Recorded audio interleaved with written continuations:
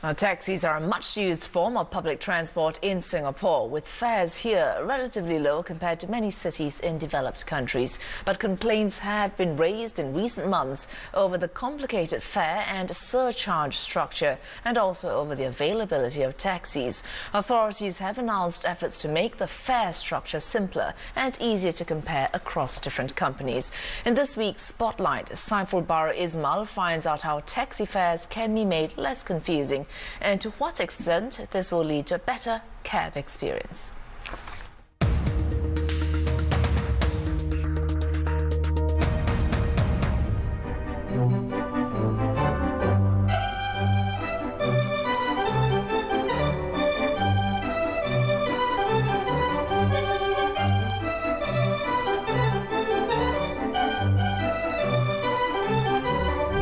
Mr. Raymond Ong loves to drive, and he's in a profession that certainly fits his passion.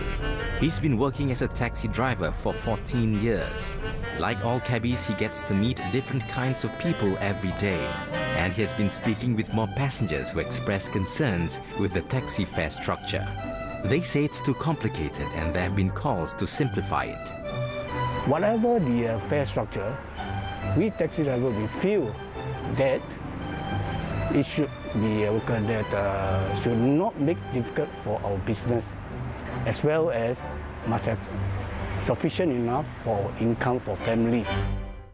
There are about 30 types of taxis on the roads across 7 different brands, with more than 10 different flag-down fares.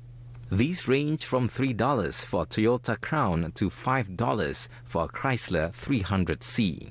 The taxi fare structure also includes surcharges to signal to cabbies which areas typically have higher demand for taxis.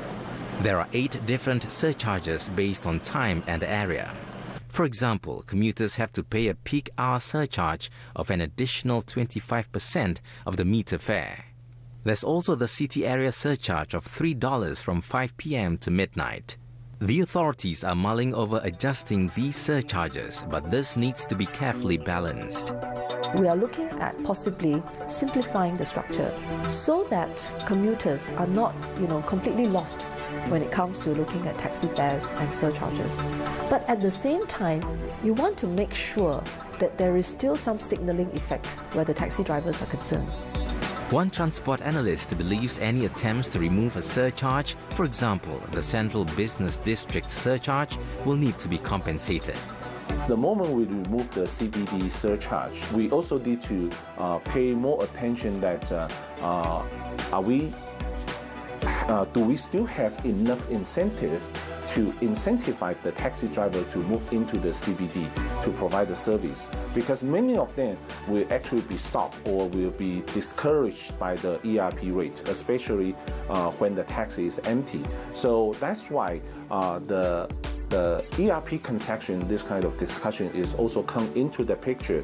Cabbies have said that the cost of the electronic road pricing was one key factor keeping them away from the city area. After years of lobbying from taxi drivers, the Land Transport Authority is considering lowering rates for ERP. They are looking into the feasibility of giving taxi drivers a discounted monthly pass.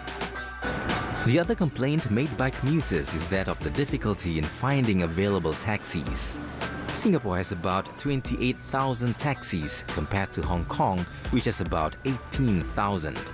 Even with the smaller number, Hong Kong taxi drivers make more than 1 million trips a day, compared with less than 1 million in Singapore. Last year, the authorities implemented a taxi availability standard to ensure taxis are working to serve commuters.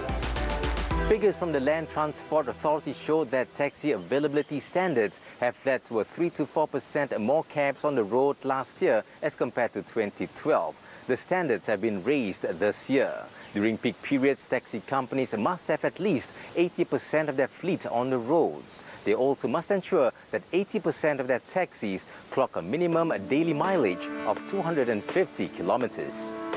Industry players agree that getting the right level of surcharges could enhance taxi availability by making it more attractive for taxi drivers to ply those areas. That's why any move to remove surcharges must be carefully considered.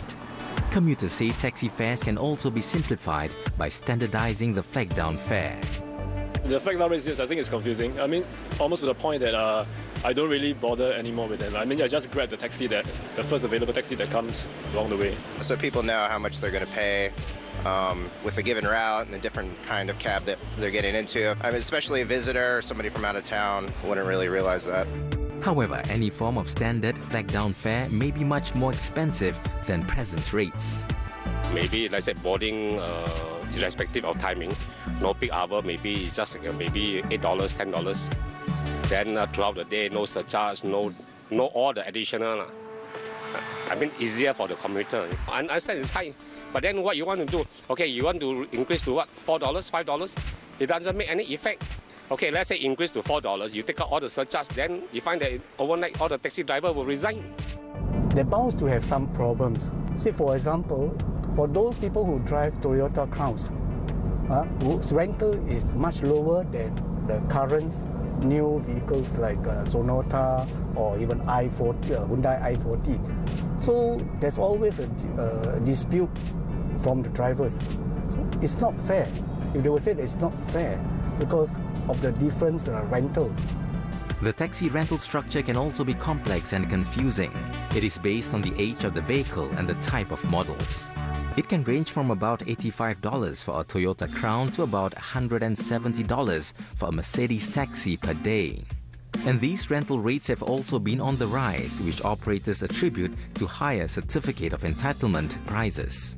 Perhaps we should provide some special consideration to the taxi companies, perhaps to allow them to pay the fixed sum in lieu of the COE. Then I think the taxi companies, they wouldn't have so many reasons to rent out all kinds of the different flag-down rates, even to the different kind of rental rate to the taxi drivers. Taxi fares have been deregulated since 1998, and any adjustments do not require the approval of the Public Transport Council. Even though authorities are looking at how to simplify the fare structure, the National Taxi Association believes there's no need to overhaul the entire industry. The question is, where should regulation be a bit more tightened and where should certain gaps be addressed? We want to work every cab harder, but not every taxi driver harder. Once you put every taxi to work harder on the road, you'll be able to max out the available taxi fleet in order to meet the demand. With the cost of private car ownership still very high, many commuters are dependent on taxis and it has become an important form of transport. While efforts are ongoing to improve the reliability of train and bus services, commuters also expect the same for taxi services.